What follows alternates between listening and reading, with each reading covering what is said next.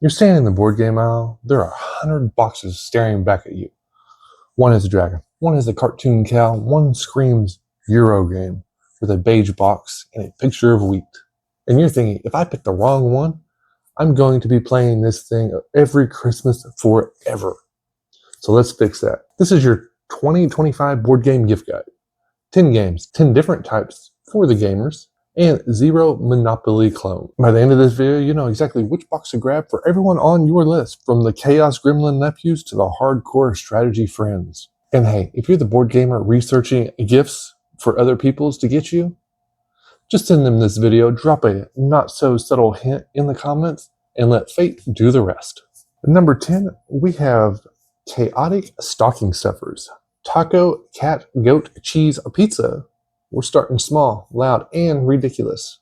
Taco Cat Cheese Pizza is a tiny deck of cards that turns perfectly normal humans into screaming raccoons in about 30 seconds. You flip a card, you chant the word in order, and whenever the picture matches what you said, everyone tries to slap the pile. If your reflexes are slow, you get stuck with more cards. If your reflexes are fast, you might accidentally smack grandma's hand. Is it worth it? Games take about 10 minutes. You can play with kids, cousins, co-workers. It's cheap, it fits in every stocking, and it works at every holiday party where people are at least 30% more feral. It's perfect for the loud family, the office party, or the friend who thinks rules are just a suggestion. Now, coming in at number 9, if you thought Taco Cat is chaos, Sushi Go Party is controlled chaos with adorable dumplings. Everyone gets a hand of cards, picks one, and passes the rest along. You're trying to draft sets of sushi for points. The party version lets you mix and match menus so it stays fresh way beyond the first few plays. The turn order flows. There's no long waiting. Kids can understand it. Adults secretly min-max it. The art is cute enough that even non-gamers will actually give it a shot. Perfect for families, casual groups, and anyone one off their phone and actually laughing around the table. Coming in at number 8 is Herd Mentality. It's the game where being basic is a superpower. A question comes up. What's the best pizza topping? You don't write the correct answer. You write what you think most people will say. If you're in the majority, you score. If you're the odd one out, you get cursed with the pink cow and cannot win until you get rid of it. It's easy, it's funny, and there's no trivia knowledge or strategic barrier. People can wander in and out of the game in between snacks, and it still works. Perfect for parties, mixed groups, and that holiday gathering where half the room doesn't like board games. They will enjoy this one. Coming in at number 7, let's calm things down a little bit. I'm going to try to say this game's name. Dorfamentic is it's like building the world's coziest village together. You're laying hex tiles to create rivers, forests, tracks, and little towns, trying to line things up just right. No one's attacking, nothing exploding. The entire game is just, oh, nice curve of the train track. It's fully cooperative, so it's you and your family versus the game. There's even a general campaign where you unlock new pieces and challenges as you go. It's perfect for couples who want something chill, families that like puzzles, or anyone who needs a break from the holiday chaos and just wants a warm blanket game. Number 6, we're going to crank it up just a little bit. Do you know someone who yells at racing games on console? Give them Heat. Pedal to the metal. In Heat, you're driving classic race cars around a track, managing your heat. Cards like an engine that's about to explode. Go slow and you'll never win. Push too hard in a corner and you'll spin out in a glorious humiliation. The rules are surprisingly easy to learn. There's enough depth that strategy gamers will want rematch after rematch. It also plays great at a high player count, so the whole group can get into the race. This game is perfect for sports fan, adrenaline junkies, or anyone who thinks Mario Kart, but cardboard sounds awesome. Alright, so number 5 is a little bit different. This is Warhammer 40,000, a combat patrol starter box. If you got a friend who's always painting something, loves epic sci-fi, or stares at the Warhammer shelf every time you're at the game store, a combat patrol box is the gift for them.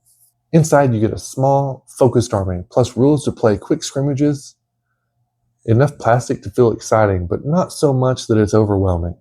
You can pick their favorite faction, knights, orcs, necrons, or make it a shared project you build and play together. This is perfect for the hobbyist, the model painter, and anyone who wants a game that's as much about building and painting as actually rolling dice. Coming in at number 4, we have Codenames. Codenames is the ultimate I brought a game, don't worry, it's easy box. You lay out a grid of cards. 2 team captains are trying to get their team to guess specific words by giving one-word clues. The challenge is staying away from the wrong words, especially the instant lose assassin card. It plays well with 4 people, but absolutely shines from 8 to 10 people. People can swap in and out of being the clue giver. The more your group overthinks things, the funnier this game gets. It's perfect for families with teens, friend groups, co-worker game nights, and yes, you can absolutely run it with your grandma and the cousin who only plays Wordle. Coming in at number 3, we have Cascadia. It's like building your own tiny Pacific Northwest on the table. On your turn, you draft a tile and an animal token, then you place them into growing landscapes. You're trying to make big connected regions for terrain, while also arranging animals to match simple scoring pattern. Foxes want friends, bears want pairs. Salmon like long runs. The rules are very light, but the puzzle is surprisingly deep. It's colorful, relaxing, and it feels good whether you win or not, because your board always looks pretty by the end of the game. This game is perfect for people who like puzzles, nature, and low conflict, games where nobody is actively trying to ruin the plans. Number 2 is Wormspan. You know that gamer on your list who already owns everything? This is for them. This is an engine building game about creating a sanctuary full of dragons. You excavate caverns, lure different dragon species to live there, and build up combos so every turn feels a bit bigger than the last one. It looks gorgeous on the table. Tons of dragon art, satisfying components, and that, oh, what is that factor when you open the box. It's a step up in complexity from the family games, but still very playable for anyone who enjoys learning new systems. Perfect for hobby gamers, fantasy fans, and the friend who wants a showpiece game to proudly leave on their shelf. Coming in at number 1 is Ticket to Ride. If you have no idea what to buy, Ticket to Ride is the game. Players collect colored train cards, then spin them to claim routes on a map. Complete your secret tickets, connect your cities, and try not to cry when someone casually steals the one route your entire soul depended on it. The rules are incredibly simple, but the decisions feel meaningful. Non-gamers can learn it in 5 minutes, but it still holds up for serious gamers years later.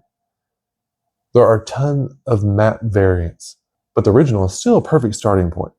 This game is literally perfect for anyone who doesn't hate trains. Families, couples, groups of friends, co-workers, your cousin. You probably taught grandma into playing this game. If this is the only game you give this year, you did great.